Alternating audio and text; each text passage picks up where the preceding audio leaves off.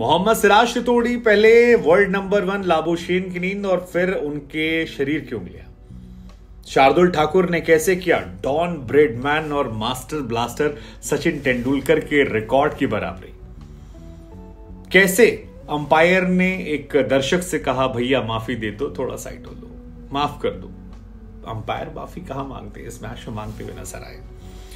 कैसे सुपरमैन वाला कैच जो है वो अजिंक्य रहाणे का पकड़ा गया। कैसे दूसरी बार एक मैच में नो बॉल होती है और उस पर आउट होता है, मतलब सेम पैटर्न, अंपायर आउट देता है, प्लेयर रिव्यू लेता है और पता लगता है नो बॉल और दोनों बल्लेबाजों ने मार दिए 50 रन।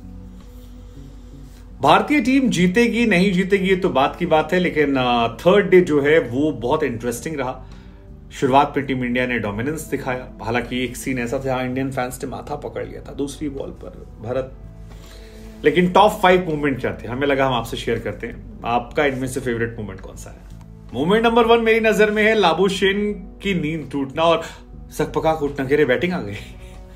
हाँ, एक बहुत फनी मूवमेंट हुआ था लाबुशेन के साथ। दरअसल लाबुशेन जो है बहुत इंटरेस्टिंग कैरेक्टर है। ये साउथ अफ्रीकन है और ऑस्ट्रेलिया के लिए खेलते हैं। गजब के इंसान है, नंबर 1 बैट्समैन है, लेकिन उतने ही इंटरेस्टिंग कैरेक्टर हैं और जिस तरह से ये हैं ये अपने आप में अद्भुत है। लाबुशेन बहुत थक गए थे और चुपचाप जाकर ड्रेसिंग रूम में सो रहे थे। सामने मैच चल रहा था और खराटे लेते। लेकिन तभी जब उस्मान ख्वाजा और डेविड वार्नर बल्लेबाजी करते हैं, 2 ओवर 3 ओवर तो उनकी नींद पूरी होती है, लेकिन चौथे ओवर में सिराज तीसरी बॉल पर उन्हें आउट करते हैं और लाबुशेन क्योंकि घोड़ा बेचकर सोए हुए थे उन्हें पता ही लगता। लेकिन उसके बाद जब पब्लिक हुटिंग करते थे इंडिया इंडिया इंडिया इंडिया, तो लाबुशेन सकपका के उठते, क्या हो गया, बैटिंग आ गई, क्या बात है भाई, कैसे बैटिंग करवा रहे हो। और उसके बाद जैसे ही वो बल्लेबाजी करने आते, सिराज एक तगड़ी इनस्विंग मारते, उनके हाथ पे लगती, पिछले बार भी लगी थी, इस बार भी लगी और झन्ना जाते हैं। और कमेंटेटर भी कह रहता है अब इनकी नींद टूट गई होगी। कमाल के इंसान है। हालांकि लाबुशेन अभी आउट नहीं हुए हैं और टीम इंडिया को अगर ये मैच जीतना है तो लाबुशेन को फर्स्ट सेशन में आउट करना पड़ेगा, वरना ये आदमी जो है ये खा जाएगा। लेकिन ये जो वीडियो था, ये जो मूवमेंट था, ये मेरी नजर में टॉप मूवमेंट था। दूसरा मूवमेंट जो मेरी नजर में खास रहा वो रहा स्टीव स्मिथ और अंपायर का। मतलब अंपायर को आपने कभी माफी मांगते हुए देखा है? ऐसे कभी देखा आपने अंपायर ने माफी मांगी हो? इस मैच में हुआ, थर्ड डे अंपायर ने माफी मांगी। किससे मांगी?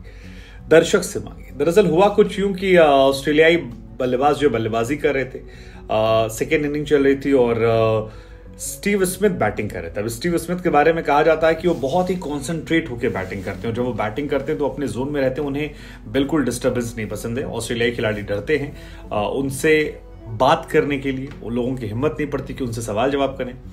और स्मिथ जब बल्लेबाजी कर रहे थे तो 21st ओवर में उमेश यादव की गेंद जब सामना करने गए तो सामने एक बंदा था जो लाल टी शर्ट पहने हुए बैठा था और लाल टी शर्ट और साइड स्क्रीन के बगल में बैठा था और वो दर्शक इनका बार बार ध्यान भंग कर रहा था। स्टीव स्मिथ 1-2 बार असहज हुए उमेश यादव की गेंद को लेकर और उसके बाद उन्होंने अंपायर से कहा। ऑस्ट्रेलिया के पूर्व कप्तान ने मैच रोका, फैंस से हटने के लिए कहा, उसको कहा गया, वो भी शरीफ था जो वहां से साइड गया। और इस मूवमेंट को लेकर अंपायर साहब ने कहा कि भैया माफ कर दो, मतलब आई एम सॉरी, आपको हटाया जा रहा है। लेकिन अंपायर के माफी मांगने का सीन जो है वो पहले हमने नहीं देखा था, तो मेरे लिए एक ये भी बड़ा मूवमेंट है कि ऐसा कहाँ होता है। तीसरा मूवमेंट जो मेरे लिए था वो था बोलैंड की बॉल पर भरत का बोल्ड होना। दरअसल केएस भरत बल्लेबाजी करने ऐसे टाइम आए थे जब इंडिया पे प्रेशर था और हम सब ये एक्सपेक्ट कर रहे थे कि शायद भरत और रहाणे मिलकर एक बड़ी पार्टनरशिप करेंगे जो इंडिया को मैच वापस कर देगा। लेकिन मैंने कल भी कहा था कि भरत यार एज अ बैट्समैन बहुत डिसअपॉइंट करते हैं और आज दिन की दूसरी बॉल थी जब मैच शुरू हुआ और भरत बोल्ड हो जाते हैं। मतलब टीम इंडिया के फैंस एक्चुअली में माथा पकड़े थे। मुझे याद है कि मैं लंच कर रहा था ऑफिस में और जब ये बॉल देखी और बोल्ड हुए भरत, मैंने कहा यार लग गए। भला हो शार्दुल ठाकुर का, भला हो रहाणे का जिन्होंने मैच में नैया पार करवाई। लेकिन केएस भरत का आउट होना एक बड़ा मोमेंट था और यह सवाल भी पैदा हुआ कि क्या ऋषभ पंत नहीं खेल रहे थे तो उनकी जगह जो दूसरा अवेलेबल ऑप्शन था ईशान किशन, उन्हें खिलाना चाहिए था।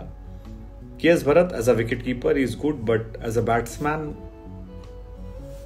नहीं समझ में आ रहा यार। मतलब जितने भी उन्हें मौके मिले अब तक बहुत डिसअपॉइंट किया उन्होंने एज अ बैट्समैन और ये एक बहुत ही क्रूशियल मूवमेंट था। चौथा मूवमेंट जो था वो लॉर्ड शार्दुल को लेकर था। क्या आप जानते हैं लॉर्ड शार्दुल दुनिया के तीसरे बल्लेबाज हो गए जिन्होंने ओवल पर back to back 3 half century मारी है। पहला सर डॉन ब्रेडमैन, दूसरा तेंदुलकर, तीसरा लॉर्ड शार्दुल।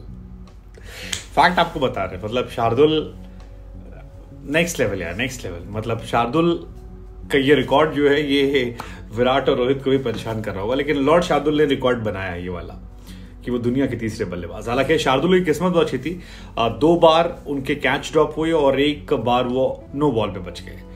लेकिन ये नो बॉल जो थी मेरे लिए एक बहुत बड़ा मूवमेंट था, और बड़ा मूवमेंट इसलिए था क्योंकि कमिंस गेंदबाजी कर रहे थे और कमिंस एक दिन पहले भी रहाणे को एक बॉल करते हैं, अंपायर आउट देता है और वो नो बॉल निकल आती है। और सेम कहानी जो है वो इस मैच में दोहराई गई। शार्दुल बल्लेबाजी करते हैं, 60वां ओवर होता है, पैट कमिंस की चौथी बॉल जाती है, अंपायर एलबीडब्ल्यू देते हैं, विकेट सेट हो रहे थे, शार्दुल रिव्यू लेते हैं और रिव्यू में चेक किया आता है तो पता लगता है कि ये नो बॉल थी।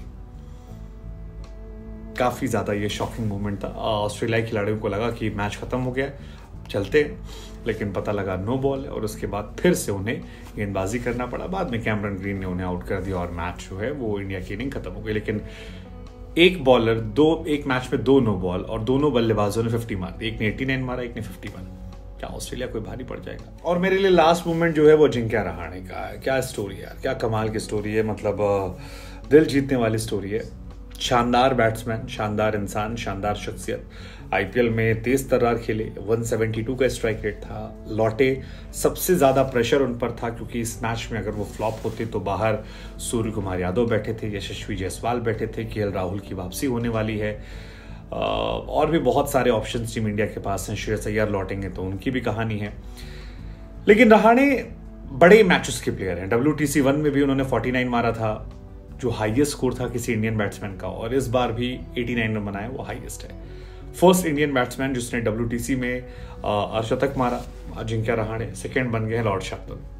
तो ये अपने आप में एक कमाल की उनकी कहानी है। और मैच में अगर टीम इंडिया आज सरवाइव करने की हालत में है तो शार्दुल, जडेजा और तीसरे रहाणे हैं। हालांकि रहाणे का कैच जो है वो भी उतना ही कमाल का था, कई सारे जीवनदान उन्हें मिले, लेकिन कैमरन ग्रीन ने उनका कैच कमाल का पकड़ा। 62वां ओवर था, लंच के पहले वो 89 पर खेल रहे थे और लंच के बाद जब वो आते हैं तो एक बॉल खेलते हैं और कैमरन ग्रीन एकदम स्पाइडरमैन की तरह कैच पकड़ लेते, सुपरमैन स्पाइडरमैन।